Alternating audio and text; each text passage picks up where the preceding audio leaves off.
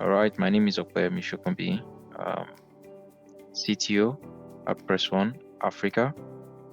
At Press One Africa, we help ensure businesses can have smooth and great business communication over voice, over messaging, SMS, messaging across major channels such as the Meta platform, your in-app chats, your web chats, and we aggregate it for you to have one-stop dashboard and engagement platform with your customers.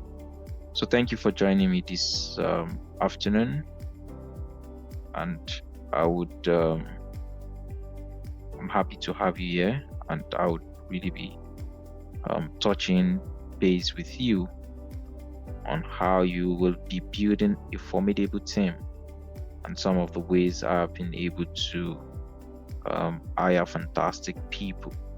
So once again, I'd love to say thank you to everyone who has joined me. I do this every week, engaging and trying to share from my wealth of knowledge on how I've been able to navigate my career of approximately 20 years now, working with one of the biggest multinational in the world, and indeed the number one food company for 13 years. And now on the startup end or tech startup environment for over 3 years, shaping the narrative of how we are building great products, building the right culture within our organization, and growing on to help businesses be better at what they do, and then also to solve some of the pain points and challenges that they have in their organization. The first thing I'd love to say is that it starts from the first hire. It starts from the first person. How do you go about it? What do you do? What are the techniques that people are leveraging, and how are people going about it?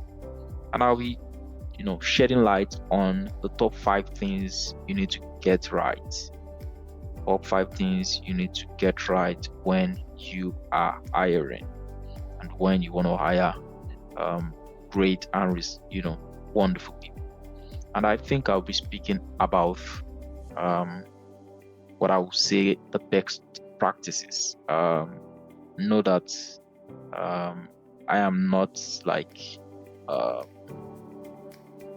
let me say a human resource person, so I'm speaking from the side of a practitioner and a line manager that has hired people over and over and over and over and over again. Sometimes we even get it right more than the HR professionals, but let's sit tight and rub minds together. If you have any question, please feel free to ask and drop it in the collab section. In my journey so far, I have hired quite a number of people, at least till date. If I can remember, I've hired well over 10 direct reports, and I would almost say over 20 direct reports, yes. And when it comes to the team and the influence that I've been able to put in, I can boldly say that at least I've alongside other functions that I manage, we've hired well over 50, going to about 100 people. So I think I have some deep insights as to exactly what can go wrong and what are the best practices we can put in place to achieve the set target and objectives of finding the right set of people and putting them through a standardized or best practice process that will ensure that the organization then reap in the best set of people. Before I go into it, I'd love to share some practical examples or stories that I will try hard to repeat more than once during this session. One of the first things you need to understand as a team member or as a line manager rather is that your The weakest link you have in your organization or in your team are people. And if you do not find a way to ensure you get it right from the beginning, you might set up yourself or your team for failure because you have hired the wrong set of people who will come into the team and make the team weaker and not necessarily better. And this is what you need to be conscious about. You don't think about it as an event that you hire and fire. No, you think of it as an event that is going to transform the organization, and getting it right is really critical and is very important. And it starts right from the first engagement with the role. It starts with the first engagement with the role. Say, for example, in a structured, standardized organization, you already have a template that speaks to the job description. So you have that. But let me speak to real scenario. One of the things I've seen is that when you have access to people's information, maybe through the application or through their CV, you need to be careful with the details you are looking at. And I will personally submit that if you are already seeing things like error, things like mistake, it's a red flag. It's a red flag that that person is not detailed. It's a red flag that that person may not be excellent, because you really should make a mistake on things that speak about you to other people, where you are sending yourself into a room that you'll not be there to defend yourself. And I have seen it before. I've had interaction with the CV before. Even the address of where the person works was not tallying, was wrong. The person has been in the organization for about 2 to 3 years and does not even understand or get right the address of the organization where they are working. I think this is really critical. The next bit is, when you see that, don't let it slide. Don't just make it look like it's not critical or it's not important. It's much more important than you would ever imagine. And it is better for you to catch it right from the beginning than waiting for you to see it later on or in the middle. All right, the next thing is, don't be emotional. Don't be emotional. Don't hypothetically have some blockage in your mind to say, oh, some people from this tribe, some people from this ethnic group, this is how they behave, so I don't want them in my team. No, you'll be setting yourself up for failure. What you need to understand is that you are dealing with human, and human has no face, no color. It is just our biases that brings in those tendencies for us to see them from a different perspective. Human are first of all human, and that's the way you should see them. You should see them as human being and see them as a talent, and don't add your external biases into it. Say, for example, you are married from one tribe to another tribe and your experience with your spouse has not been fantastic. Don't bring that in to the engagement you have during an interview session. I once had a very funny story of a young lady who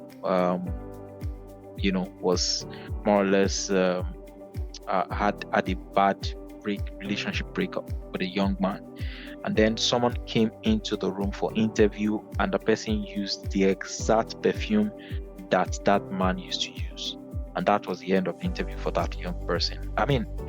These are two different people. There's no reason why you need to be emotional or you need to slap on someone else the sin of another person. Let me use it that way. It's not necessary, it's not professional, and it's uncalled for. Because that person, for as much as I care, could have been or might have been the best talent for you to hire for that role. So it typically makes no sense that you take that kind of approach and treat the interviewee in that light. All right, I will also set quite some other example that I believe would be helpful. All right, so the first thing, number one thing I'd love to say is that you need to define the role with brutal clarity even before you make the post. You need to define the role with brutal clarity. As much as possible, there's this, inadequacies of you putting out a vague job description that might end up attracting the wrong candidates or waste both your time and the time of the applicants. And this is necessary. So, but how do you do this? So I'll put down some steps that I have used and I think will help you. The first thing is you need to write a brief, write a higher brief that is not just focused on the job description. And in my experience coming into the startup world, the first thing that will help you is to have what we call 30 days to 90 days job breakdown in terms of what the success looks like to you and what are the tasks that you expect that person to perform in the first 90 days in that role. And one of the things we've seen, or I have seen, is that when we don't have this, sometimes it speaks to how much we are expecting of that person to come in. Immediately we write down this 90 days job task or flow. The next thing we are looking at is then to speak to the objectives and key results. What does it mean in terms of success when that person has completed a task? What is going to be the metrics to measure the success? It has to be defined clearly, and this will go a very long way. The number one problem this person must solve needs to be stated. For example, the person is in customer success or customer experience, and the goal is to reduce customer churn from 15% to 8%, versus the person is meant to come in and manage customer relationships. Customer relationship does not typically manage any end-to-end process or gives clarity as to how the success will be measured. Manage customer relationship. What is customer relationship? But when you say reduce customer churn from 15% to 8% as part of the metrics of measure, or the metrics to measure the success, then it makes more sense. All right. Again, you also need to list the must-haves and then the negotiables, meaning that what are the things that this person must have, and then the things that they are nice to have. If you put that down clearly, it will also help the applicant to understand exactly what this role is speaking to. An example also in that brief is we are looking for a sales manager with 5 years experience. That is not as great as we need a sales leader who can build our enterprise pipeline from 0 to $5 million ARR in 12 months, hiring and managing 3 associate executives while maintaining a 30 to 40% close rates. I mean, ambitious, but that's a clear example. All right. So again, on the part of yourself as the hiring manager, what are your hypotheses? What are the specific skills or traits that this role needs to have that is different from the generic role? Say, for example, you are hiring someone to come in and work as maybe a full stack resource.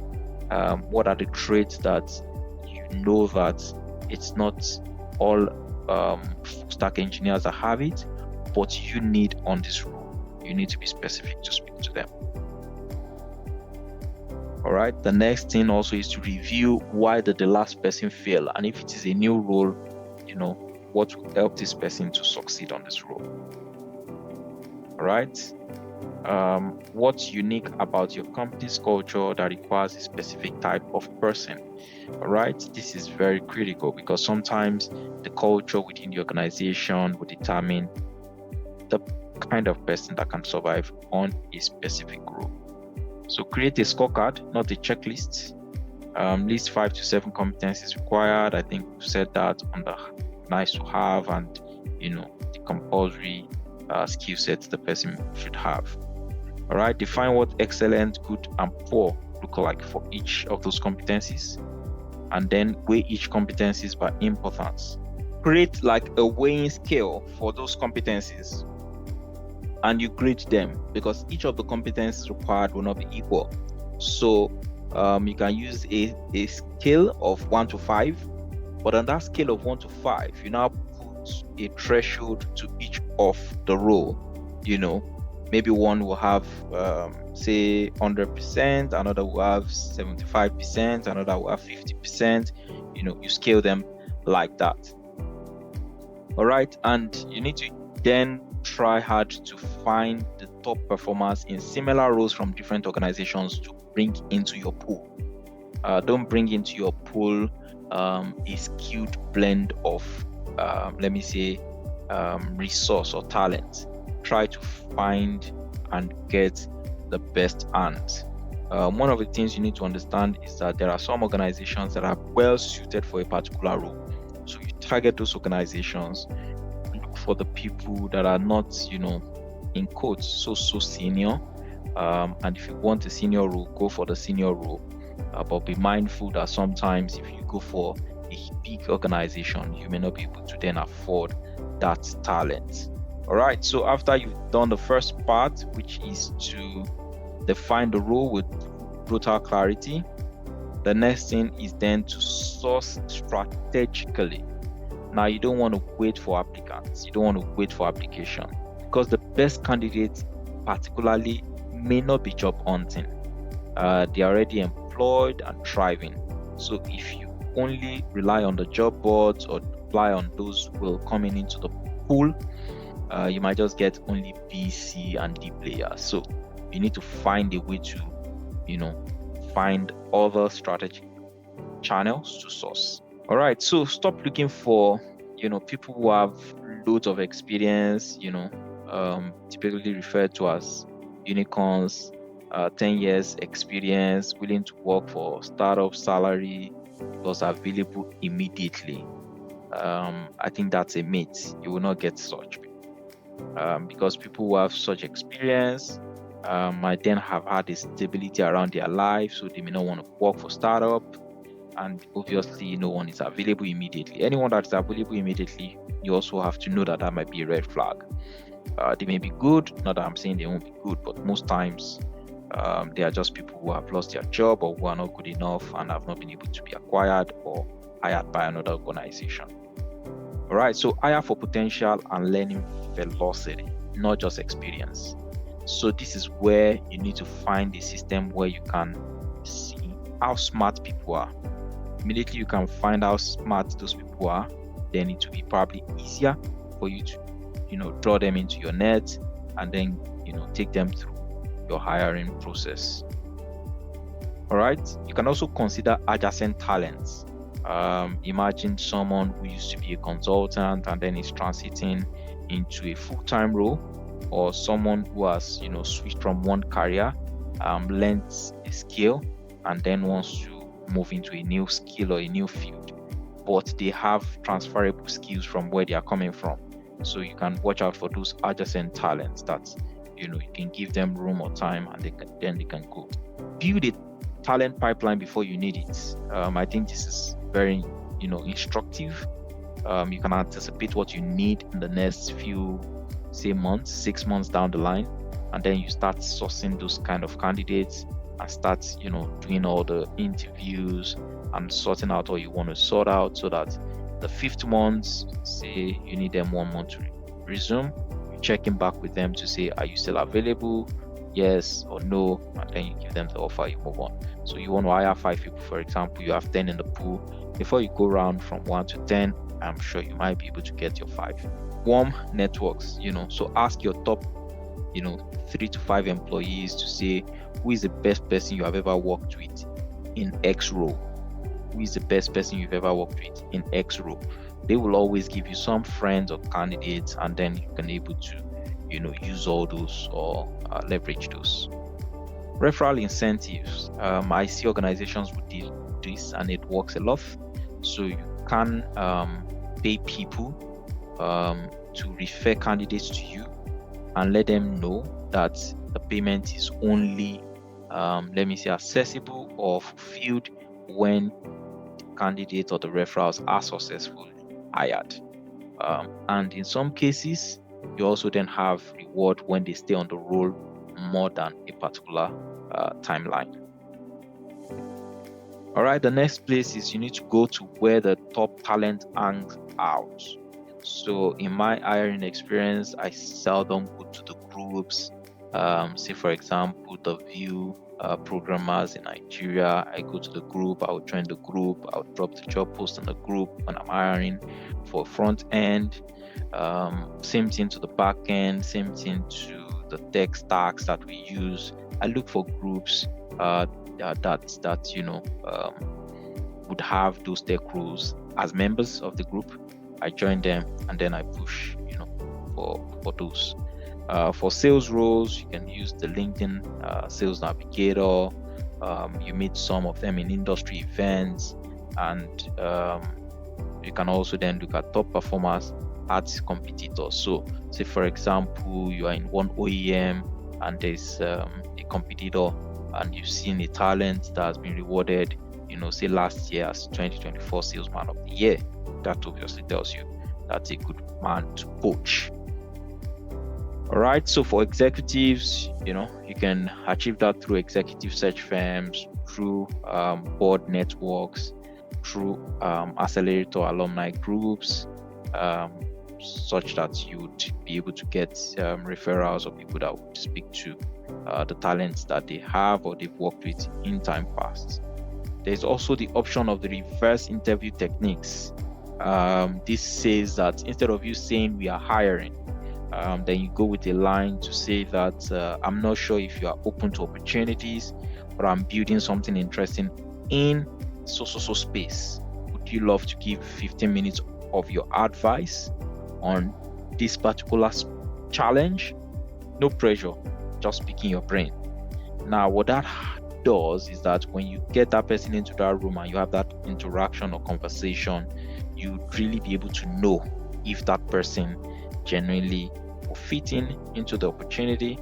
And then trust me, you further engage the person maybe as a consultant or on the full-time role, depending on what works for you. All right, one of the things I've learned is that if you are hiring for a critical role and you have 0 qualified applicants after 2 weeks, then your job description or your communication or sourcing strategy is wrong. You need to find the right pond to fish. That's just a summary. And one of the things you don't want to do is you don't want to lower your standard. So you say you need 3 to 5 years experience. Don't say, oh, now let's go to 2 to 3 years experience. No, don't lower your standard. Just know that you have a wrong sourcing strategy and you need to tweak 1 or 2 things. Maybe the job description, whatever it is, you need to find a way to understand what is not working, and then you tweak it quickly and send it out. I've seen a role or a JD before that people will complain to say, it seems like you are looking for a Superman. So that kind of JD, it means that you need to sit down with it critically and then restructure to ensure that it suits candidates and not like nobody will be able to qualify. The next thing is you need to interview for evidence, not vibes. There are people today who have mastered the ways of giving you the right answers during interview. They have all the right answers and they have learned it over and over. I give another example. There are times also that the test that you have, if it is testing for IQ, testing for theoretical knowledge, may not also be applicable, because I've seen a scenario where a better developer scored lower in terms of score than someone who should be like a junior developer, while the other is a senior developer. They did the same test. The senior developer had lower test compared to the junior developer. So don't hire or interview for vibes. Don't interview for the theoretical knowledge or things that people have caught over following a blog or learning over a period of year, but interview for evidence. And don't say, oh, I will use my gut feeling, because your gut feeling is almost 50-50 and you don't want to hire without having clear evidence or clear data as to who is better, and you say, oh, I'm going to use my gut to separate who is who. The next set of things is, how do you then have or gather the evidence? So there are some methodologies people use. They speak to using top grading or chronological in-depth structuring interview, CIDS method. Now, what this speaks to is that ask about every job on their resume. What were you hired to do? Understand their mandate and their role that they came into. What did you actually accomplish? What are the outcomes, not the activities? I've seen a scenario before where someone mentioned that they built like a video integration API, and I started asking about specifics. Is it about this solution? Is it about that solution? Which of the platform did you leverage on? And surprisingly, they don't know. So don't let people just give you surface information. Dig deep into exactly what they accomplished to understand the outcome. All right, what were the biggest mistake you made? Try to understand their learning flow and how aware of themselves that they are. Who were your key colleagues that would and what would they say about working with you? This you need to be able to leverage, and I think later on I'll also speak about referencing. You need to ensure that you can piggyback to some of their previous experiences. I've seen a scenario where you send in a reference and you ask people to say things like, would you hire this person again if you have the opportunity to work with them on a project? And I see things like, no, will not hire, and they have very strong reasons why they would hire.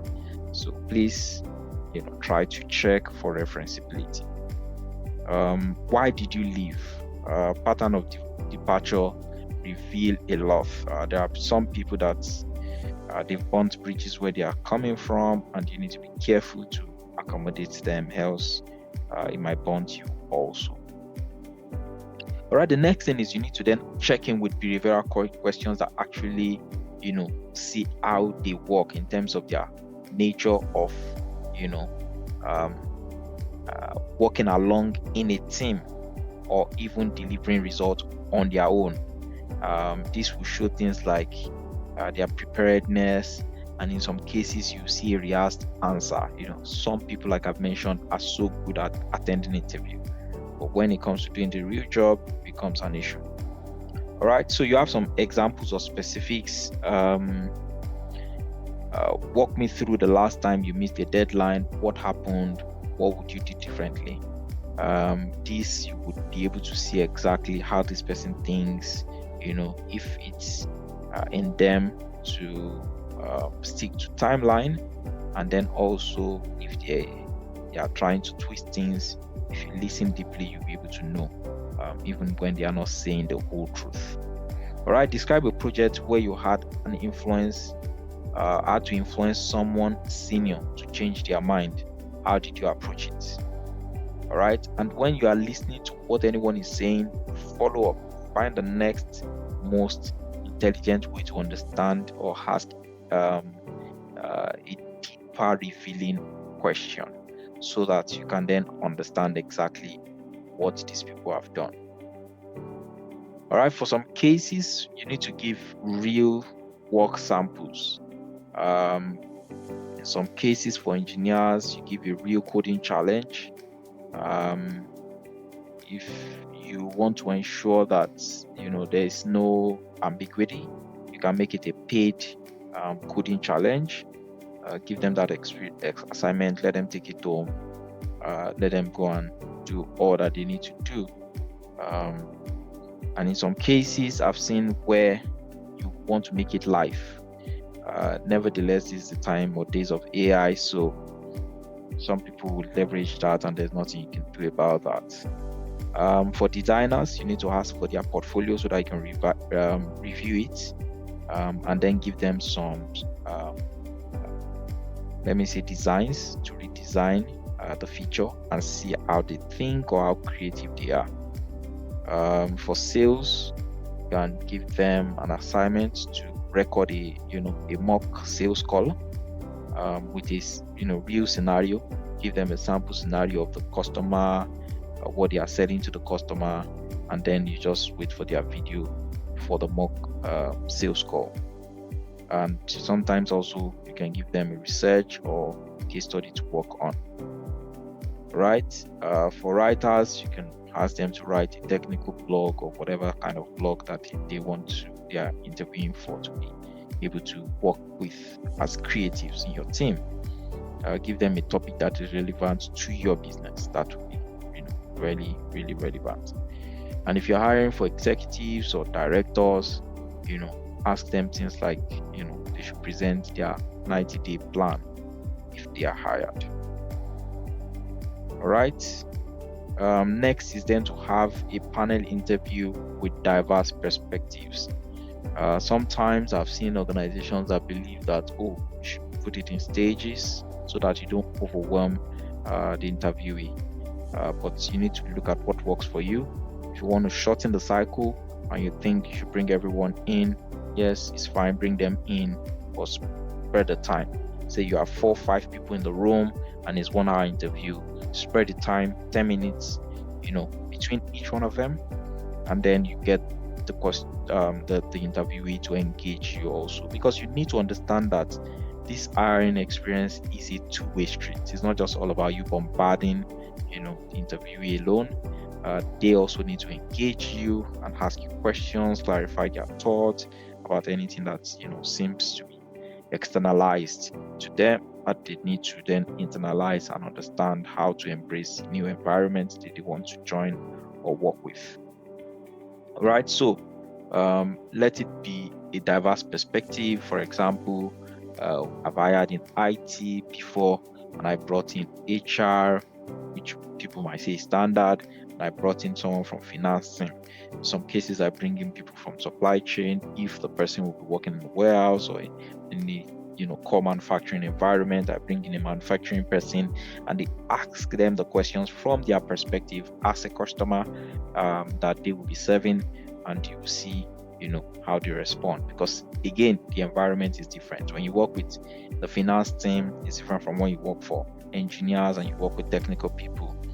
There seems to be a bit more energy in the room when it comes to technical people, and they also like more details. For a finance person, absolutely might just want you to get the job done and move on, not bore them with technical details. For a technical person, they want to have some conversation.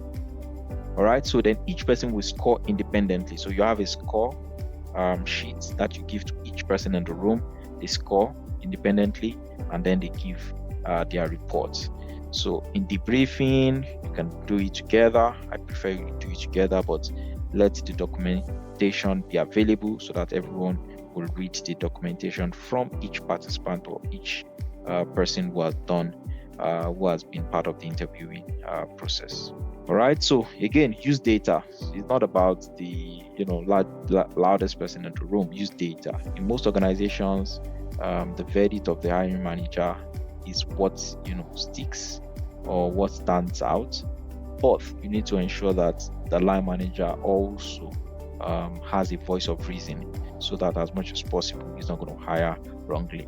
I've seen a personal scenario, where people are even telling me things that I should rather tilt towards, but in thinking that this person will settle in quickly, this person will be great, this person, I've made 1 or 2 mistakes, and there was a clear one that I will never forget in my life. Reference checks that matter. Don't ask what are your strengths and weaknesses. No, try to ensure that you put down a scale that can help you see clearly how you yourself will rate those bits about them from the clarifying questions you've asked. And then, like I mentioned, use questions in your reference, like, you hire this person again if you have the chance. And like I mentioned, in some cases I've seen someone say no, will not hire. And my suggestion is, if they don't say absolutely they will hire, then you have a problem. Now, another question you need to also then check in is that, was there anything they struggle with in their past environment? Ask so that you understand if there's similarity between their past environment and your environment. They might also tend to struggle. In checking in with them also, you can ask them the environment they thrive in and struggling. When they clarify all that, you then see how they will probably settle in your own organization. All right, one of the things you then need to also do is that you need to back channel your references, meaning that if someone gives you 3 references to check in with, don't stop there. You might then look for other people like their colleagues, look for other people like line managers they've worked with in time past. You say, oh, how do I achieve this? LinkedIn makes this a bit easy. You can see the people in the organization, department they've worked with in time past, and then you can ask them questions. Oh, how is Okoyemi? Is it fun working with him? He's presently in this stage or this process with us, and would love to know more about him and would appreciate your honest feedback. If a candidate can't give you 3 to 5 strong references from the last 5 years, that's also a red flag. Great performance have a lot of people that vouch for them. All right, so this next one might look controversial, but I'll try to clarify my thoughts about it because we say a lot of things around it. So there's this concept of culture fit, and some people are beginning to question it and to ask more questions. And one of the suggestions I would say is that hire for culture hard and not culture fit. Culture fit simply says that who are the kind of people, and this is contestable, you can see it from different angles. Who are the kind of people that look like and think like you or the line manager and all that. One of the things you need to understand is that this might also then kill the innovation or create everyone thinking alike. But when it comes to culture hard, you want to hire people that embodies your core values and bring new perspectives. One of the things I believe every organization have is their mission and mission, vision, and the values of the organization. You need to ensure that if you have 5 or say 7, at least 4 to 6 of those core values is met absolutely by these new hires that you want to bring in. And the way they also think is a fresh breath of new perspective. It's not almost similar to some of the people you have around you. Permit me to use a different simple analogy that someone says, and it's very popular on the internet. The person says that if you have 5 people around you, then count well, there are actually 6 of them. Because trust me, you shouldn't just gather 5 stupid folks around you and you think you are not stupid. You are then absolutely one of them, or if not even the leader of the collection. If you find that offensive, apologies, but you need to understand that you need people to think different from the way you look at things. You need new perspective, fresh objective perspective, bold ways of looking at things. In one of the things we say as part of our value at Press One is have the backbone to disagree. Not that your line manager is saying something, you don't agree with it, you're now saying because it's your line manager you leave that room. No, that's not what we are looking for. Have that confidence to speak to your line manager and say, I don't agree with you because the data I have says otherwise, and I think you need to look at it and let's make sense of this thing together. If you can't do that, then why have you joined the team? Why should the team bring you in or had you on board? I don't think that's going to be of much value. All right, so the next question is, what's your actual culture? So most companies will say things like value innovation, collaboration, integrity. I think that's BS. That's not ideal. That's generic. Almost everyone will say the same thing. And what does innovation even mean? Innovation to you might just mean that the person should be quick and they should do things in a creative way or interesting way. And to someone else, it might be, oh, looking at one thing in 4 different ways and bringing out the best result out of them. So it means different things to different people. So that's where it's better to use things that you can't context and you clarify. What does innovation mean to you? Clarify it in your organization with some clear, vivid example. Another thing is, what behaviors do we reward here? People who ship fast and iterate beat people who overplan. Be clear on the kind of behaviors and competencies that you want to see in your people. This will help them understand what they are looking at. What trade-offs can we make? We choose speed over perfection. All right. So one of the things you have is that you must have the bias for taking action. We don't want you to say that you don't have the approval of a line manager is why you are delayed. No, we believe that we can reverse most of the decisions in this world are reversible and not life-threatening or critical. So why wait if it's not something that would put the entire organization into disrepute or into confusion or breaking a functional product that is already working and the customers are using? Just make the decision, move on.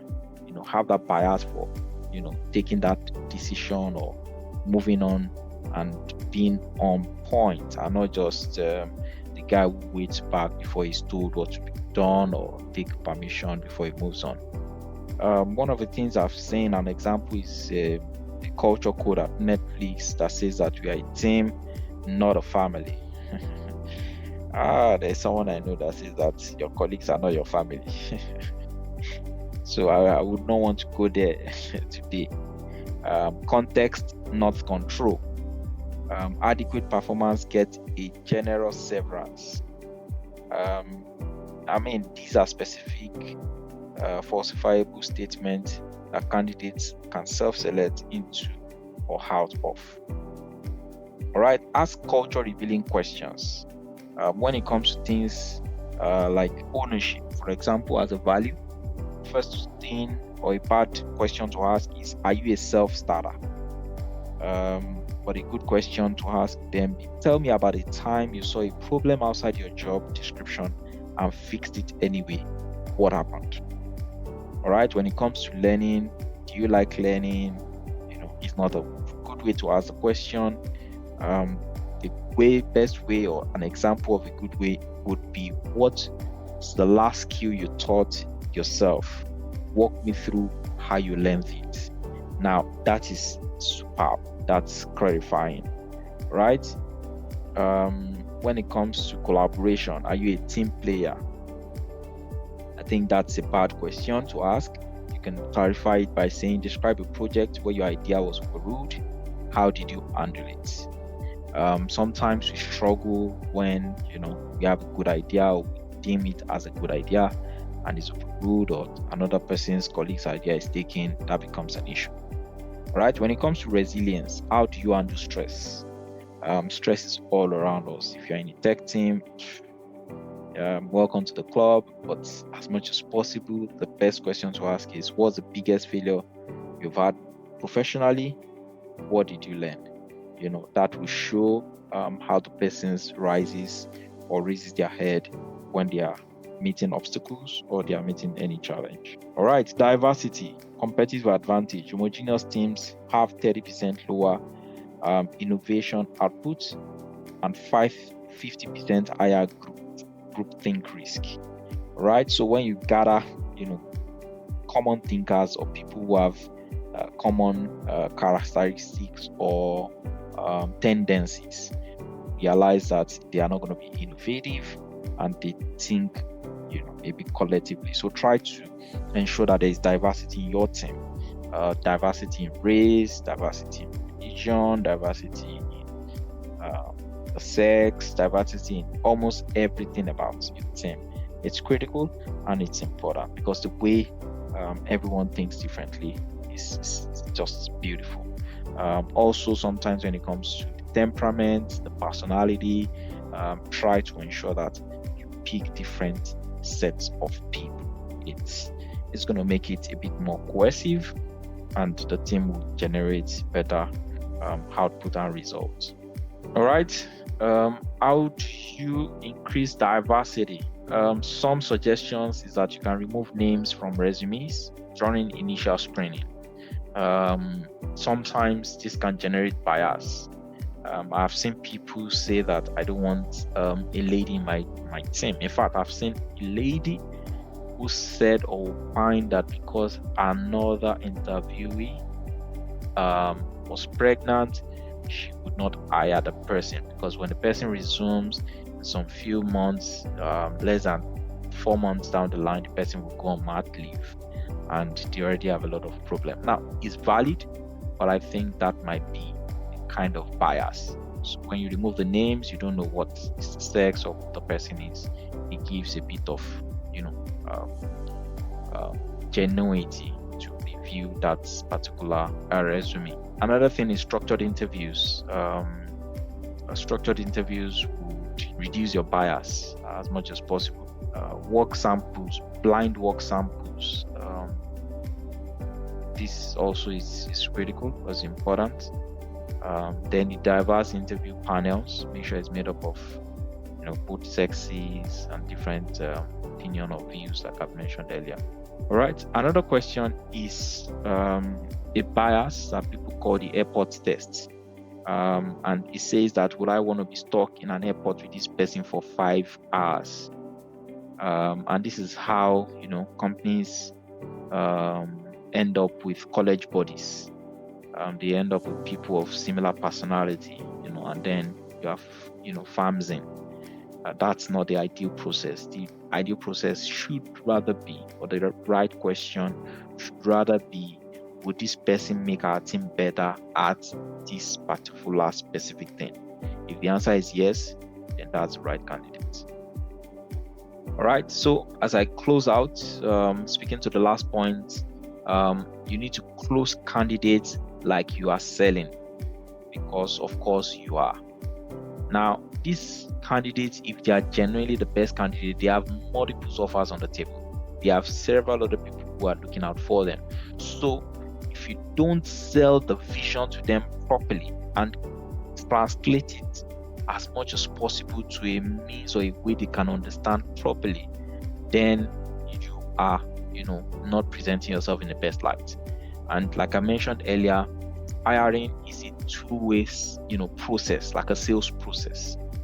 As much as the person is pitching their talent to you, you have to pitch the vision to them so that the two of you will buy into each other, and then you can have that collaboration that will be great and fantastic. Now, understand what they want. Ask directly in the early conversation, what's driving your job search? Are they trying to escape where they are coming from, or this is an opportunity? I've seen people who said, I've done almost everything, fintech, this, but I've never built in the telco. So that is a huge potential. What will make this role a 10 out of 10 opportunity for you? For some people, it's money, let them express themselves. For some people, it's the new things they will learn, let them express themselves. What concerns you have about this role or our company? So you need to understand their fears about coming into the organization, and then you address those objections as early. And please be transparent as much as possible. Now, if you had another question, if you had multiple offers, what would make you choose one over the other? This will give you clarity as to the thought process the person have in terms of the kind of job they want to build. Now, using Press One, for example, as an example, if I want to sell the opportunity of working with Press One, the question you will ask is things like, someone will say we offer competitive salary and benefits, which is good, but not strong enough, because several organizations offer that. But if I come and I say in the next 2 years, you'll be building, or you'd have built, Nigeria's largest enterprise communication platform from scratch, right from the beginning, and you will own about $50 to $60 million in revenue, and have about 5 to 6 people that you would have hired and developed working directly with you. I think that's better, clarity for the person as to what the future looks like. and why they should at least trust in the next few moments of their life to be with us and to work with us. So there's also another option that people are exploring in terms of best practices. This is what we refer to as sell without selling framework. So instead of me pitching and doing all the trolling over them of I'm fantastic, best thing and all that, there are other opportunities people are doing now. One example is Shadow Day. You can invite the finalist candidates to work with the team for 4 to 8 hours. Let them come into your office. Let them see how you guys work or do things together in the organization. Mind you, most shadow days are paid, hours or time. All right, you can meet future colleagues. My co-founder likes this a lot. Set up an informal coffee with them directly, or include 2 to 3 members. This is critical. It gives them like an assessment of what it looks like to join the new team. So when we have meetups, sometimes we invite people who are yet to who are about to join the organization or who are in their final stage to come in and then also have interaction with us in those meetups. All right, customer and user interaction. Let them sit in on a customer call or user research session. This will show them, what the organization looks like. Let them interview you about the company. So you can do like a reverse interview. Not a real role play, but let them more or less assume your role, you assume their role, and they ask you about the company from a different light or different perspective. Now, there are several other ways people can do this and much more ways people have done it. I know of recent times that Meta has gone all out to hire AI talent, and some of the things I hear about them, I don't want to say it on the score so that you not have depression and think that someone is earning this much money and here I am earning what I'm earning. As we close out, I want to encourage that we move very, very fast with whatever hiring process we are doing. We need to ensure that we are not slow, because other people are also looking for talent. You are not the only one looking for talent. So from the first interview to your offer, it will be good that you don't take more than 2 to 3 weeks, no matter what you are doing. From the first interview to the offer, don't take more than 3 weeks, no matter what you are doing. Make it very quick, or at least even if the offer is not coming in, make sure you close out that interview process and put the person in the pipeline and communicate to them appropriately. All right. For decision making, don't think about it if someone is great. You know immediately you start hesitating about bringing the person on board, then that should be an absolute no. So for communication, update candidates at least every 72 hours, and max 1 week. Every 1 week, update the candidate on the process and what is happening. The best candidates are off the market in maximum 3 to 4 weeks.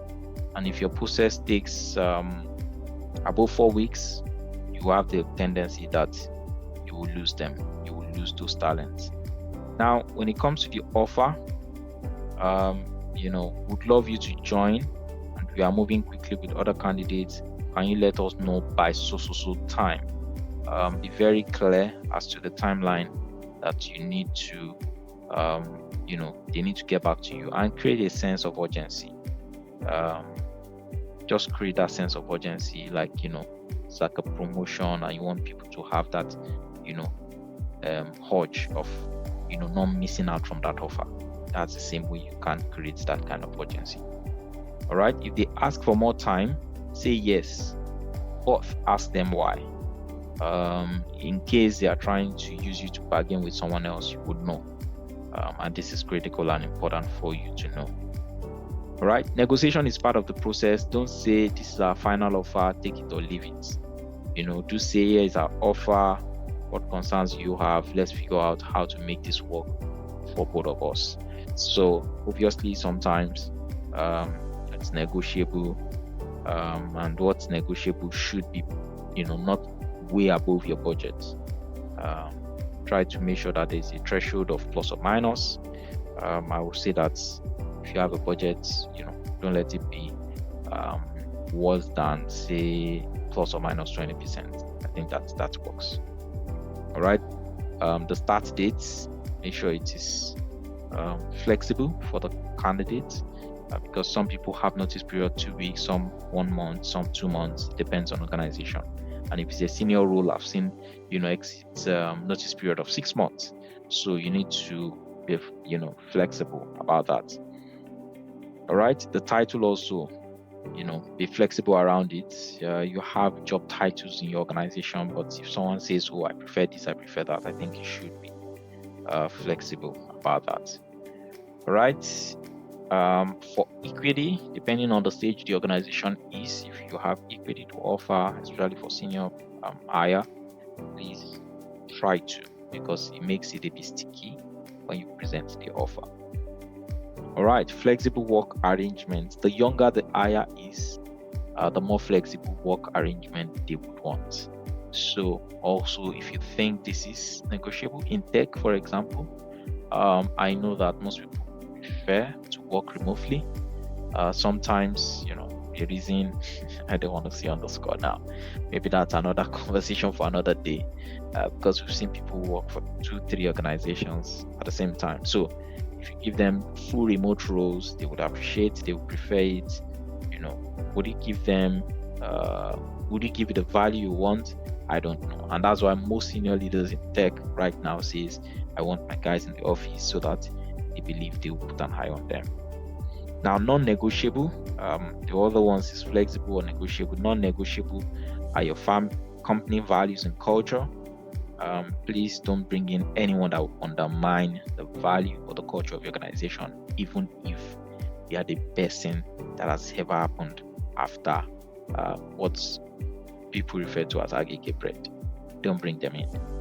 All right, performance expectation. This is non-negotiable. Also, enthusiasm for them joining. Don't let people make you like a thoroughfare to their dream job. No, be very, very careful. You don't want to hire people that you build enthusiasm around, but same is not with them. And I've seen that a lot recently. So be very careful. All right. After sending the offer, you can then have, if you want, but I would suggest that it would be great if you can, then have a closing call. Reiterate why you are excited about them on the call. Paint the picture of their first year. Address any lingering concern, and then ask for the close. Based on everything we have discussed, is there anything stopping you from saying yes? And in my own experience, I would love to encourage you, for the first day at work, this make it great. One of the things we introduced some time back is we ensure we do like a Uber ride or something to the office. A team member goes on the lunch with the person, and there are other perks here and there that we bring in to make it a great first day. It's critical, and it's very, very, very important. All right. One of the things you should really be careful of, and I've seen the two sides of the effect of this, is to hire slowly when you need to, or too quickly when you shouldn't. This is really, really important. For example, when you have mission critical roles, head of sales, engineering manager, take your time and wait for the A+ player. Don't hire and say that's what we have in the market. Don't make it when they're available, or when the desirable is not available, then the available becomes desirable. No, that shouldn't be the pathway. All right. When it comes to execution role, customer support, associate, executive, the junior part of it, hire quickly, train well, manage out non-performing very fast. So hire fast, fire fast for execution roles. Roles that people need to come in and quickly deliver. When you don't find the right person, don't settle. Take more time to find them. You will find them. There are people who want to leave their managers. There's this saying that says that people do not leave organization, they leave their line managers. There are people who want to leave their line managers. and it's just what it is. And if you don't settle, you'll find those kind of people. And then use your network also to reach out to people and say, oh, I'm looking for this role. Do you have someone you've worked with in the past that is excellent and great? I'd love you to refer them to me, and you'll get fantastic people. And when you hire someone and after 90 days is not working, please, I would encourage you to cut ties with them. Don't hold back and say, oh, it's going to work, I'm going to take my time and blah, blah, blah, blah, blah. No, please don't. My co-founder will always encourage and always say over and over that the most important job a leader has or a line manager has is to hire fantastic people. That's your number one job. And Steve Jobs says that A players hire A plus players, B players hire C players. Oh my, this is fantastic. A players hire A plus players, B players hire C players. I think hiring is very challenging, and I would not want to judge anyone through this, but I believe Steve knows what he was saying. And if you are a CEO or founder and you're not spending 30 to 50% of your time on hiring in growth phase, you are doing yourself a lot of wrong. You are doing yourself a lot of wrong. Your job is to define what excellence looks like, source relentlessly, don't delegate this fully to only HR, close the best candidate personally, and build a team that is better than you. If you get this right, everything else gets easier. Get this wrong, nothing else matters. You'll just be running from pillar to post. All right, so thank you for joining me today. I know it's been a longer one, and I hope you've learned one or two things.